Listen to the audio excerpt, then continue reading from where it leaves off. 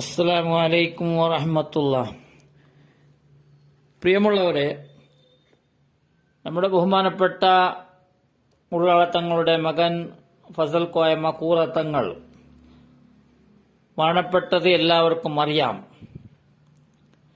അപ്പോൾ എല്ലാവരും മരണപ്പെടാനുള്ളവരാണ്, മരിക്കാനുള്ളവരാണ്. ഇവിടെ ആരും ശാശ്വതമായി നിൽക്കുന്നവരല്ല, ശാശ്വതമായി ജീവിക്കുന്നവരുമല്ല.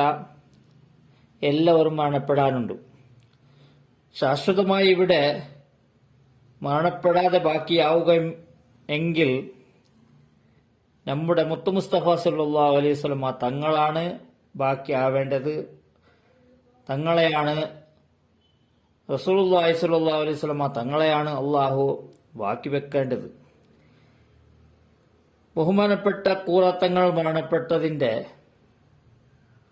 മരണപ്പെട്ട് അടക്കിയതിന്റെ ശേഷമുള്ള അദ്ദേഹത്തിന്റെ ഖബറിന്റെ ഓരോ ദിവസങ്ങളിലും ഓരോ വ്യത്യസ്തമായ രീതിയിൽ ഒരു ജാറം പണിയാനുള്ള എല്ലാ ഒരുക്കങ്ങളും ചെയ്തിട്ടുണ്ട്.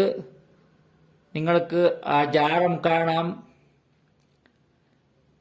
ആ ജാറത്തിന്റെ രൂപം തുടക്കത്തിലെങ്ങനെയാണ്, രണ്ടാമതെങ്ങനെയാണ്, മൂന്നാമതെങ്ങനെയാണ്, ബഹുമാനപ്പെട്ട കൂറ തങ്ങളെ മരണപ്പെട്ടതിന്റെ ശേഷം എല്ലാവരും വിമർശിക്കുന്ന രീതിയിൽ, കുറ്റപ്പെടുത്തുന്ന രീതിയിൽ ഈ തലപ്പാവക്കാർ നേതൃത്വം വഹിച്ചും കൊണ്ട് അവിടെ എത്രയും പെട്ടെന്ന് ഒരു ജാറം നിർമ്മിച്ചു, അതിന് തൊട്ടുമുത്തുന്നു, എല്ലാം ചെയ്യുന്നു. ആ ഒരു വീഡിയോ നിങ്ങൾ കാണുക. صحبي ثم تابعين لهم أهل التقى والنقى والحلم والكرم مولاي صل وسلم دائما أبدا على حبيبك خير الخلق كلهم مرناها عذابات الباري ريح صبا وأطرب الإساحة العز بالنغم مولاي صل وسلم دائما أبدا على حبيبك خير الخلق كلهم الله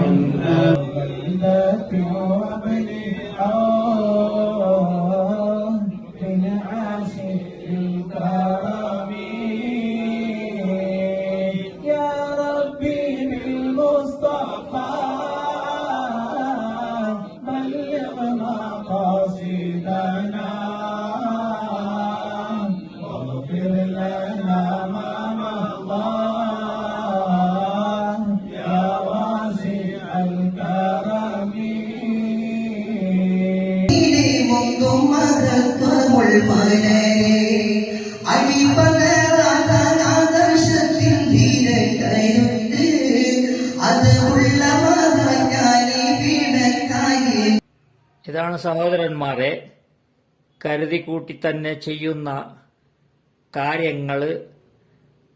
തൊട്ടുമുത്തുകയും അവിടെ വന്ന് വെള്ളം മന്ത്രിക്കുകയും. ജനങ്ങൾക്ക് എന്തുകൊണ്ട് മനസ്സിലാകാത്തത്? വെള്ളം മന്ത്രിക്കണം, കുടിക്കണം, എല്ലാം ചെയ്യണം. ഈ രോഗം വന്നാൽ മാത്രമേ ചികിത്സ എന്ന് പോലും അറിയാത്ത, അതിനെ പോലും പറഞ്ഞു കൊടുക്കാത്ത ഈ നമ്മുടെ പണ്ഡിത വേഷധാരികള് സുബ്ഹാനല്ലാഹ് എന്തോരു അബദ്ധങ്ങളാണ് ചെയ്യുന്നത്. വെറുതെ നമ്മൾ ആരെങ്കിലും മരുന്ന് കുടിക്കുന്നു, അത് മരുന്നാണ് സഹോദര. ഒരു ഊതിയതാണെങ്കിലും ഇത് രോഗത്തിനുള്ളതാണ്. രോഗത്തിനാണ് മരുന്നും മന്ത്രവും എല്ലാം. രോഗമില്ലെങ്കിൽ അതിന്റെ ആവശ്യമില്ല, മെഡിസിൻ എടുക്കേണ്ട ആവശ്യമില്ല. അത് മെഡിസിന് സമമായി നല്ല ഔലിയാക്കന്മാർ, നല്ലതായിരിക്കുന്ന അള്ളാഹുവിനെ ഇബാദത്തെടുത്തുകൊണ്ടിരിക്കുന്ന നല്ല ആൾക്കാരെന്തെങ്കിലും ഊതി തന്നാൽ അതിന് ഫലമുണ്ട്. ആ ഫലത്തിൽ നമ്മൾ നിഷേധിക്കുന്നില്ല. എങ്കിലും ആ ഖബറിന്റെ അടുത്ത് പോയും അവിടെയും ശല്യം ചെയ്യുന്നത് എന്ന് പറഞ്ഞാൽ ഇതിനെന്താണ് പറയേണ്ടത്? നിങ്ങൾക്ക് എന്തുകൊണ്ട് മനസ്സിലാകുന്നില്ല? ഒരു മന്ത്രിച്ച വെള്ളം കുടിക്കണമെങ്കിൽ അതിനെ കൊണ്ട് സ്റ്റോക്ക് വെക്കുകയാണോ? മെഡിക്കലിൽ കൊണ്ട് നമ്മൾ ടാബ്ലറ്റ് സ്റ്റോക്ക് വെച്ചാൽ എന്താണ് സംഭവിക്കുന്നത്? അതുപോലെയല്ല എന്ന് നിങ്ങൾ പറയാൻ തുടങ്ങും. എങ്കിലും അല്പമെങ്കിലും സാധാരണക്കാരെങ്കിലും നിങ്ങൾ ചിന്തിച്ച് പ്രവർത്തിക്കണം. അതിനെ ഓരോന്ന് ഇവർ തടയാൻ വന്നാൽ അവിടേക്ക് ആള് വരികയില്ല എന്ന് ഭയന്നുകൊണ്ടാണ്. അവർക്ക് അവിടത്തേക്കുള്ള ആളും ആവശ്യമാണ്, അവിടത്തേക്ക് പണവും ആവശ്യമാണ്. പണം ഒരുപാട് അവിടെ പിരിച്ചു കഴിഞ്ഞു. എന്താണ് അതിന്റെ ആവശ്യം? ഒരാൾ പെട്ടെന്ന് അതെല്ലാം ചെയ്യണോ? ഒരു ശല്യമല്ലേ? നല്ല റാഹത്തിൽ എന്തുകൊണ്ടാണ് ഒരു മരണപ്പെട്ടവർ ഉറങ്ങാൻ പോലും, അവിടെ ഖബറിൽ അവർക്ക് ജീവിക്കാൻ പോലും നിങ്ങൾ ഒരു അവസരം നൽകുന്നില്ല? എന്തുകൊണ്ടാണ് ഇത്? എന്താണ് നിങ്ങൾക്ക് ദുനിയാവിന്റെ ആശ കൊണ്ടല്ലോ? ഇതുകൊണ്ട് നിങ്ങൾക്ക് പരലോകം എന്താണ് ലാഭം? പിന്നെ ഇവിടെ ഒരു ഉസ്താദ് സിറാജുദ്ദീൻ കാസിമി, അദ്ദേഹത്തിന്റെ ഒരു പ്രസംഗം, ഈ മരണപ്പെട്ട നമ്മുടെ കൂറാത്തങ്ങൾ മരണപ്പെട്ട വിഷയത്തിലാണ് അദ്ദേഹം സംസാരിക്കുന്നത്. കേട്ടോളൂ. അതുകൊണ്ട് എന്റെ പ്രിയമുള്ളവരോട്, ഈ ലോകത്തിന് ഇനി ഒരുപാട് കാലമൊന്നും ആയുസില്ല പൊന്നുമോര്.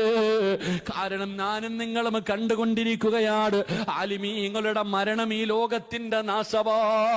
ആലിമീങ്ങളുടെ മരണം ഈ ലോകത്തിന്റെ അവസാനം. ഇതാണ് ഞാൻ ആദ്യം പറഞ്ഞില്ലേ, ഇവിടെ ഹയാത്തോടെ ബാക്കിയാവുകയാണെങ്കിൽ അത് നമ്മുടെ മുത്തു മുസ്തഫ സല്ലല്ലാഹു അലൈഹി വസല്ലം തങ്ങൾ ആവേണ്ടതാണ്. ഇവിടെ എല്ലാവരും മരണപ്പെട്ടു പോകുന്നു. ലോകത്തിന്റെ നാശമാണ് എന്ന് പറയേണ്ട ആവശ്യമുണ്ട്. ലോകം അവസാനിക്കും. അതല്ല, ഇവിടെ ഒരു ആലിമ, ഒരു പണ്ഡിതൻ മരണപ്പെട്ട ലോകത്തിന്റെ അവസാനമാണ്. ഒരുപാട് ആൾക്കാർ മരിച്ചുകൊണ്ടേയിരിക്കുന്നു. ഒരുപാട് യുദ്ധങ്ങൾ നടന്ന് അവിടെ ഒരുപാട് ആൾക്കാർ നശിക്കുന്നു, ഒരുപാട് ആൾക്കാർ മരണപ്പെടുന്നു.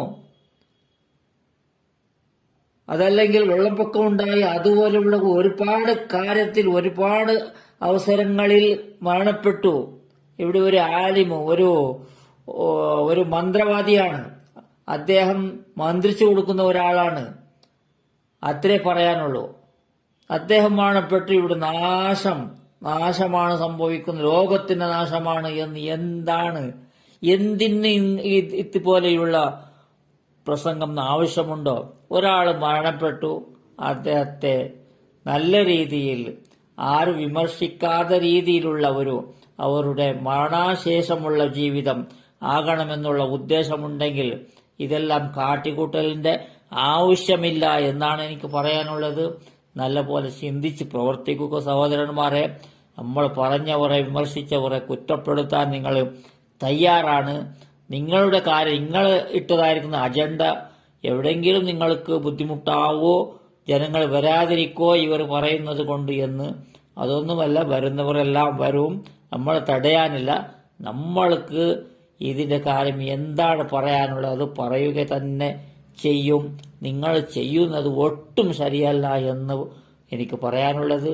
ഇൻഷാ അല്ലാഹ്. അസ്സലാമു അലൈക്കും വറഹ്മത്തുള്ളാഹി.